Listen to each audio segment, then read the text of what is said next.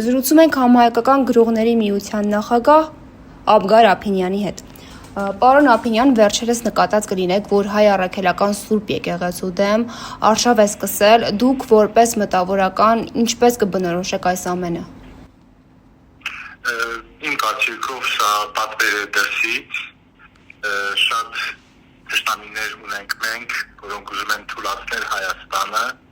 եւ որոշ ասպարեզներում ցավոք արձանագրել են հաջողություններ, մասնավորապես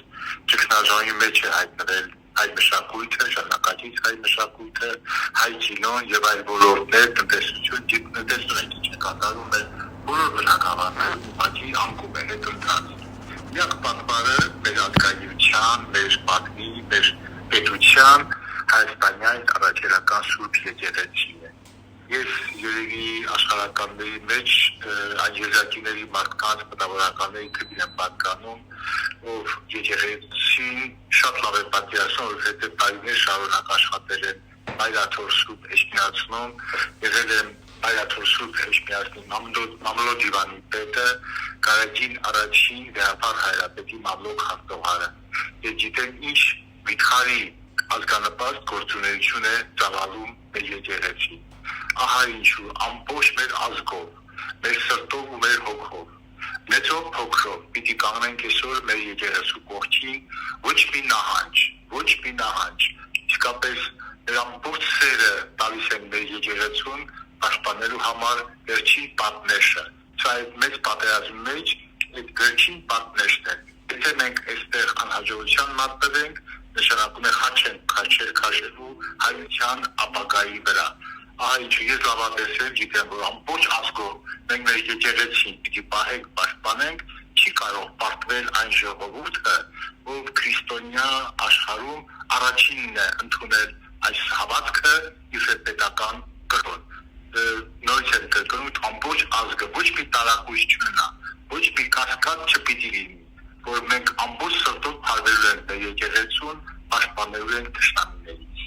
Հայ առաքելական Սուրբ եկեղեցին մեր միասնականության ու ինքնության ամենակարևոր օղակն է։ Ձեր կարծիքով դրա դեմ այս ագրեսիվ արշավները ի վերջո մեզ ուր կտանեն, ինչ սպառնալիքներ են դրանք պարունակում։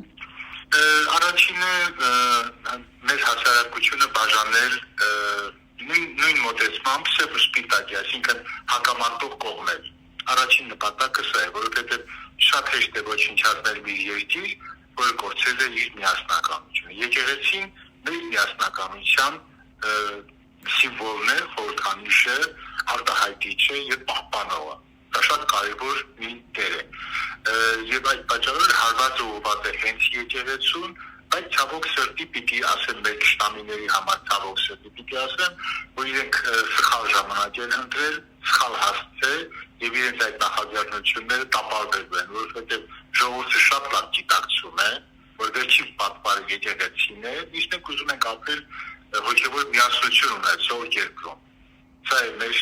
սկզբունքը եւ այդ պատճառով պիտի ասեմ, որ դա կրկին ընդգծում է եկեղեցու կարևորությունը, որովհետեւ դեպի միասնություն մենք կարող ենք գնալ միայն հայաստանյան առաքելական Սուրբ եկեղեցու միջոցով։ Վերջերս խոսվում է այն մասին, որ մոտ 3000 հոգանոց աղանդավորական, այսպես ասած, ջոկատ իր արշավն է սկսել կրկին հայ առաքելական Սուրբ եկեղեցու դեմ։ Կասեք սրա մասով ձեր կարծիքը ինչպիսին է ու աղանդավորական շարժման զարգացումները որքանով են սպառնում հայ առաքելական Սուրբ եկեղեցու գործունեությանը։ Պիտի ասեմ, որ դա նորություն չի եւ 2018-ին էլ այդ ամեն ինչը ի հայտ եկան, միայն գույրը կարող է չտեսնել, թե ինչ է կատարվում Հայաստանում։ Դա պիտի լինի մի բանակ, որը կրվելու է Հայաստանի դեմ։ Անունը դրել են, որ պայքարում են իբրև թե եկեղեցում բարենորոգումներ անցկացնելու նպատակով, բայց իրականում սա կռիվ է Հայաստանի դեմ։ Գուցե կան մարդիկ, որ դա լավ չեն հասկանում, ահա թե ինչու իբրև հայ մտավորական ես եմ ասել հետեւյալը, որ այդ խնդիրները, արտարծողները, այդ պայքարը սկսողները, այդ պայքարի հավաքագրվողները, դրանք բոլորը կռիվ են հայտարարում Հայաստանին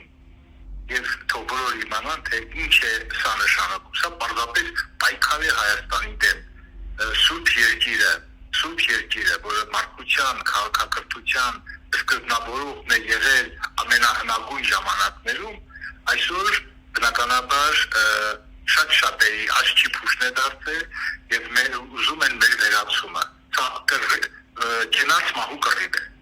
Կենաց մահու կռիվ է եւ այդ աղանդավորական շարժման համակիրները, նրանց անդամները, բոլորը պիտի իմանան, որ իրենց անունները գրանցելու են Հայաստանի թշնամիների ցանկում։ Շնորհակալություն։